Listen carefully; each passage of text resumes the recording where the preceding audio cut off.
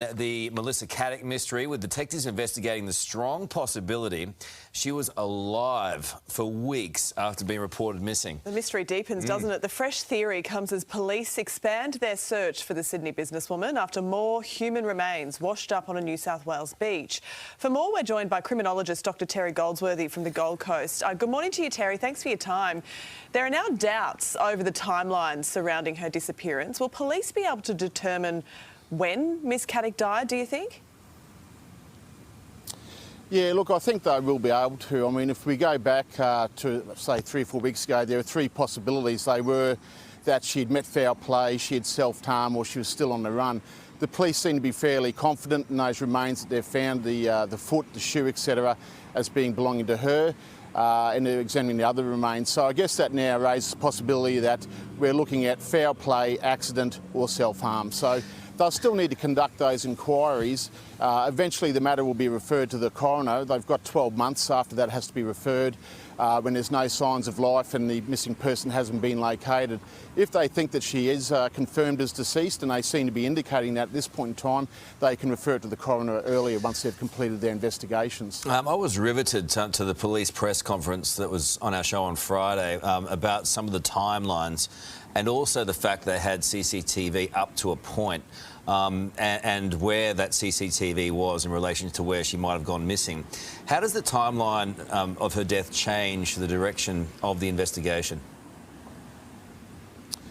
Well, if they can date the remains, once they've identified them as being hers, I understand they have, they should be able to date how long they've been in the water, how long the material's been decomposing, and that will depend, I guess, on how much forensic material they located in that shoe. But it should give them some idea of whether they're looking, something that has occurred in the last 2 weeks or something that occurred 2 months ago. They should be able to pick that difference. And that will assist them in terms of then determining where they focus their investigation. And, they would have started from the moment she left the house and started to backtrack from there, seeking to see where she went. And that can be done through, a digital footprint, be it passive or active digital footprint, and just going through physical evidence, as you said, looking for where she left the house, tracking her at the moment she left that front door through CCTV in neighbours' houses, traffic lights, etc. Is it unusual, in your opinion, that she wasn't being monitored the morning she disappeared? Look, no, not really. I mean, when I was in the police, many times we would do search warrants and you may not have enough evidence at that point in time to arrest or charge the person.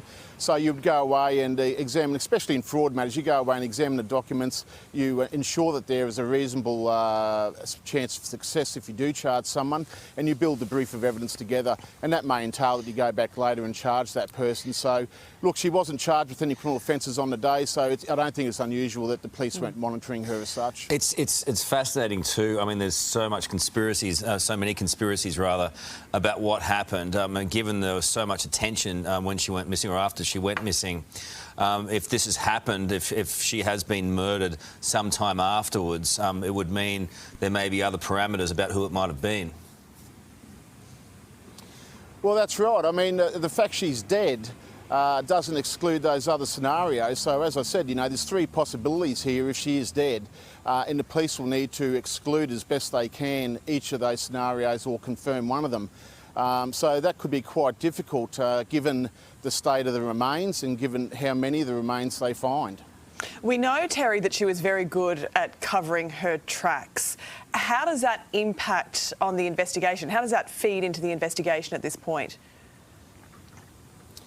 Yeah, look, it does make it much more difficult for investigators where someone is actively attempting to avoid detection. So I think it comes down to a matter of resourcing, to be honest. The police, certainly the New South Wales Police Commissioner, has been actively involved in this investigation by talking to the media about it, which I thought was quite unusual. But the fact that he's shown such interest, I think, will indicate that there will be adequate resources put into it to try and solve this, because it is a matter now that has gripped the nation, and we do want to get answers, and we need to get answers as well for her family and those people around her as to what her last movements were and what happened to her. Can I pick you up on that? Because for the rest of us, it didn't seem out of the ordinary. Why was it out of the ordinary as far as you're concerned? Well, look, you're looking at a fraud matter involving several $1 million. I mean, they're not that unusual these days. The fact that the Commissioner got involved, I thought, was interesting, and even more so when he came out and made some very strong comments as to what he believed was going on in terms of her being a missing person and not being deceased, etc., based on the information he had. You usually don't see the Chief Executive Officers of police services get actively involved in a particular investigation. That's interesting. It's an extremely high-profile case, one that has gripped the entire nation, and still more questions and answers at this point. Terry Goldsmith, we appreciate your time, your insights. Thank you.